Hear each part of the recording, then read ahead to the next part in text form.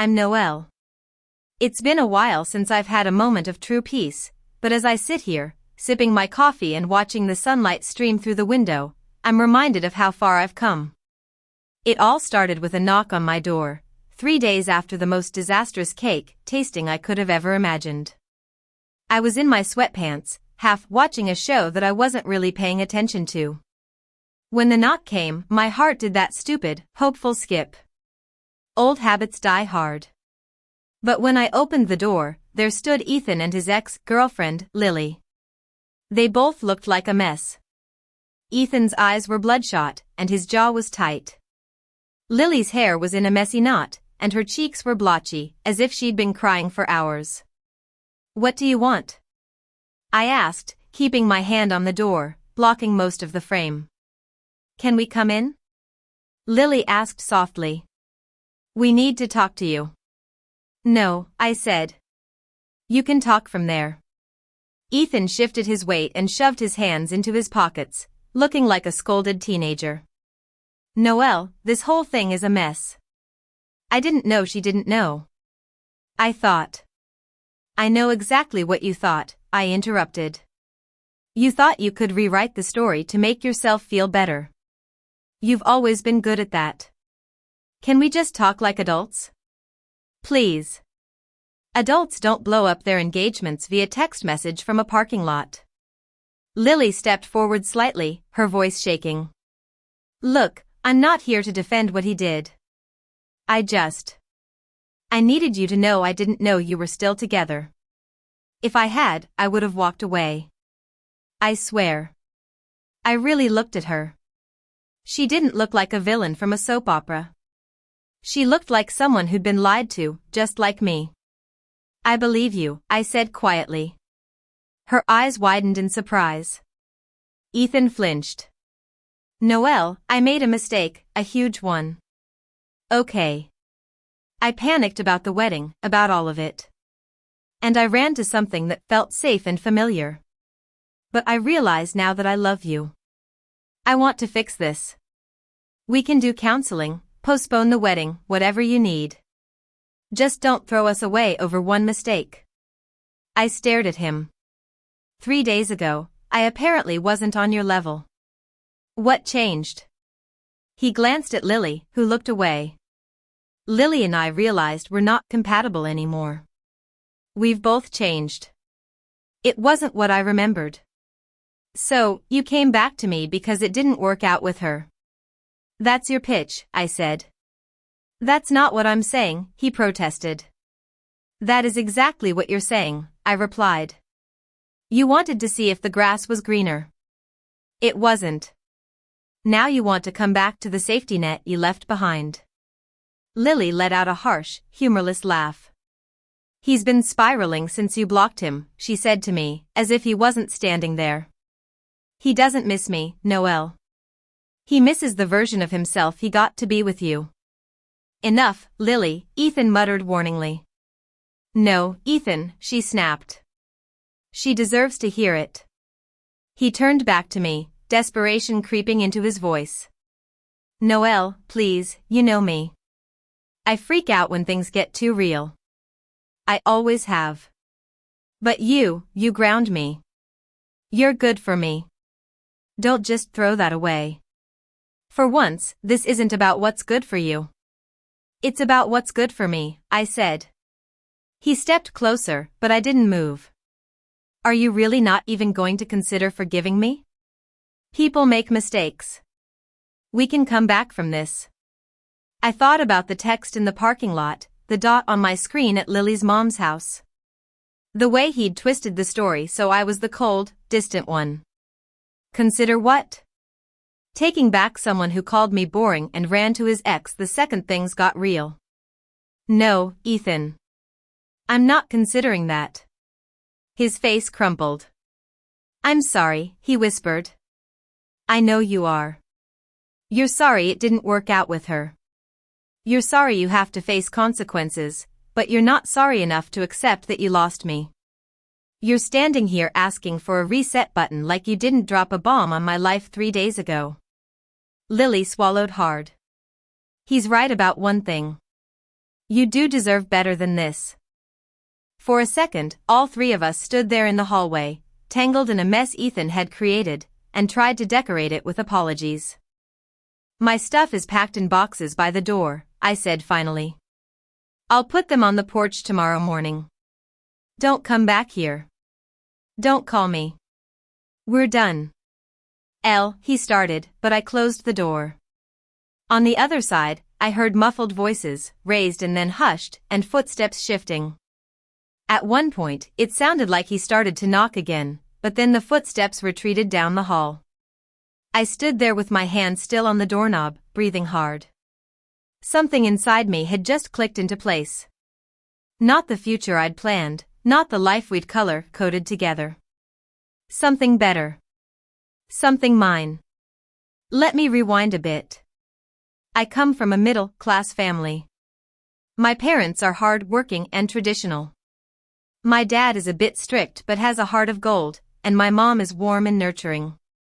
They always taught me the value of hard work and responsibility. I'd built a stable life for myself.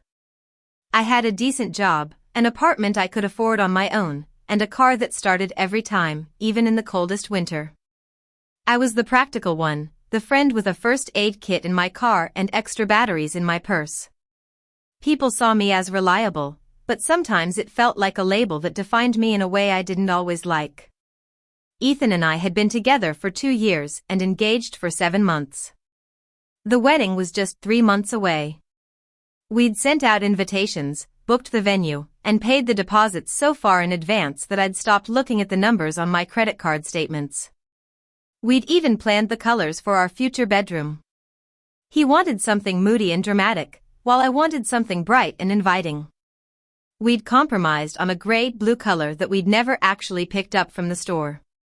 We'd scheduled our cake tasting at an upscale bakery that looked like it was straight out of a bridal Pinterest board. It was a Tuesday afternoon, and we both took time off work. I got there 10 minutes early because that's just who I am. I sat at a small round table by the window, smoothing the skirt of my dress and telling myself to relax. Ethan had been stressed about the wedding planning lately, and I wanted this to be a fun, low-pressure break. He was 15 minutes late, as usual. When he finally walked in, he looked good. Dark hair pushed back, rolled up sleeves, and that easy, crooked smile that had made me fall for him in the first place. But the smile didn't quite reach his eyes. "Hey," I said, standing up to kiss him. He kissed me back quickly and distractedly, already pulling his phone out of his pocket. "Sorry, traffic," he said, not really looking at me. "You order yet?" "No, I wanted to wait for you," I forced a light tone. "You know, joint cake decisions, very important relationship milestone, right?" "Of course," he said, tapping something on his screen and then slipping the phone face down on the table. The baker, a kind woman with a notebook full of neatly clipped order forms, came over with the first samples, a vanilla bean cake with raspberry filling. I took a bite, closed my eyes, and let out a little sound of delight. "Oh my God, this is so good. What do you think?" Ethan barely touched his slice. He dragged his fork through the frosting once, then sat back, his eyes flicking towards the phone like it was a magnet. "It's fine. They all kind of taste the same to me." We moved through 3 more flavors, but he was clearly elsewhere, checking his phone whenever he thought I wasn't looking and giving non-answers to everything. "You okay?" I finally asked, keeping my voice soft. "You seem off." "Yeah, I'm fine," he said quickly. "Just work stuff." Work stuff. He'd been saying that a lot lately. The baker excused herself to get the contract paperwork. My stomach fluttered, but in a good way. Signing the cake contract felt like another piece of our future clicking into place. That's when Ethan stood up so abruptly that his chair scraped the floor. "I need to go," he said. I blinked. "What?" "We're in the middle of." I can't do this right now, Noelle." He grabbed his keys and his phone. "I'll call you later." "Okay," I said, still in shock. And before I could process what this even meant, he walked out.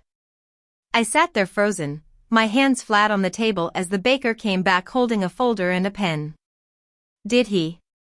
She started, glancing at the empty chair. I'm not sure, I said, my voice sounding far away, like it belonged to someone else. I think something came up. I'm sorry. We might need to reschedule. She nodded, her face smoothing into professional sympathy.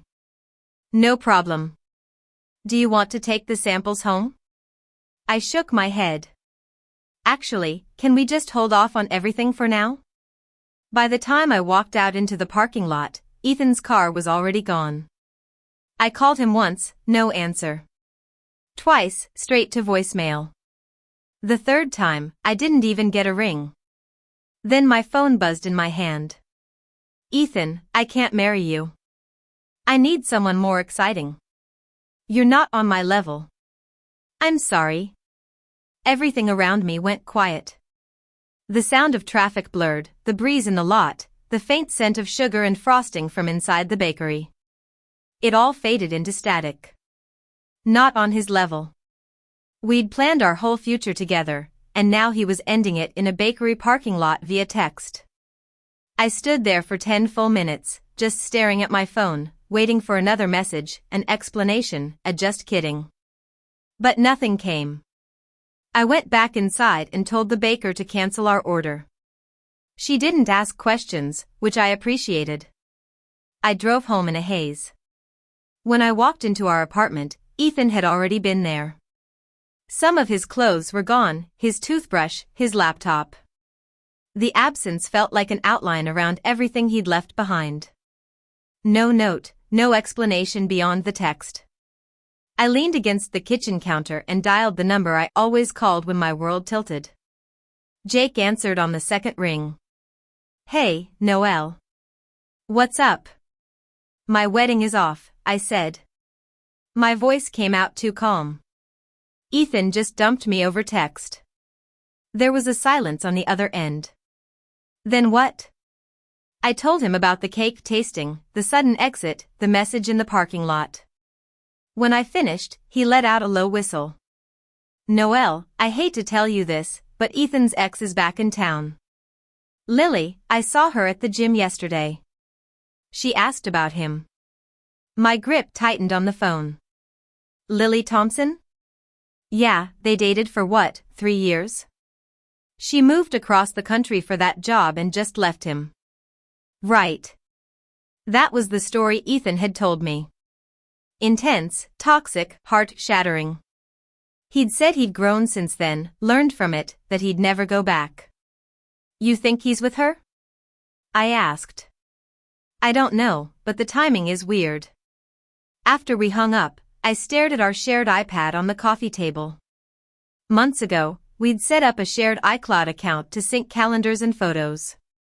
We'd turned on location sharing for convenience. I told myself I was just looking for peace of mind. I opened the Find My app. Ethan's little dot popped up immediately. He wasn't at the office. He wasn't at his brother's house. He was at an address that made my stomach drop. A quiet street across town, one I recognized because I'd driven past it with him once, and he'd pointed to a small brick house and said, "That's where Lily's mom lives." Haven't been there in years. The same address now glowed on my screen. So, he'd walked out of our cake tasting and gone straight to his ex-girlfriend's mother's house. The ex who supposedly destroyed him. The ex he was completely over. I sat down on the couch, my whole body buzzing, and stared at that little dot for a long time. Then around 11 that night, I did what I do best. I started making lists and calls. First, I canceled the venue. I lost the deposit, but I barely felt it. Then the caterer, the photographer, the florist, the DJ. One by one, I dismantled the wedding Ethan had just thrown away like a half-eaten slice of cake. While he was presumably reconnecting with Lily in that brick house, I was deleting our future from my calendar. The next morning, my phone woke me up before my alarm did. 17 unread messages. For half a second, my heart leapt stupidly. Maybe it's Ethan. Maybe he realized. But it wasn't Ethan. It was a chorus of his friends. We heard what happened. She said you checked out months ago. She had to follow her heart. Noelle, you can't blame someone for that. You were emotionally distant. That's what she told us. You made her feel alone. I scrolled through each message, my chest tightening. In every version of the story, I was the cold one, the distant one, the woman who forced him into a wedding he wasn't ready for. Not a single mention of Lily. I didn't reply to any of them. My fingers hovered over the keyboard a few times, but anything I typed felt like screaming into a void Ethan had already filled with his side of the narrative. Around noon, my phone lit up with a different name. Ava, Ethan's younger sister, my would-have-been sister-in-law, and my maid of honor. She'd sat with me on the floor of my living room, surrounded by swatches and floral samples, saying, "I'm so glad it's you. You're the first person he's ever been stable with." I swallowed and answered. "Hey, Ava," she said, her voice already frantic. "What the hell happened?" I stared at the ceiling. "I'm guessing Ethan didn't tell you. He just said you guys grew apart and that calling off the wedding was mutual." Her voice tilted on the last word. "Please tell me that's not true because I have never heard you sound like this in my life." "It's not true," I said. My throat tightened, but the words came out steadier than I felt. "He dumped me over text during our cake tasting." There was a sharp gasp on the other end. "What?" I walked her through everything, the bakery, the way he barely tasted anything, how he stood up and walked out, the text in the parking lot. Then I told her about the iCloud location and Lily's mom's address glowing on my screen. Ava was quiet for a long time. I could hear her breathing. "He's with Lily, isn't he?" She finally whispered. "He was at her mom's house last night," I said. "You tell me." "Oh my God," her voice shook. "I'm so sorry, Noelle. This is. I don't even have words. Our family loves you. My mom is going to lose it when she finds out." "Do they know anything?"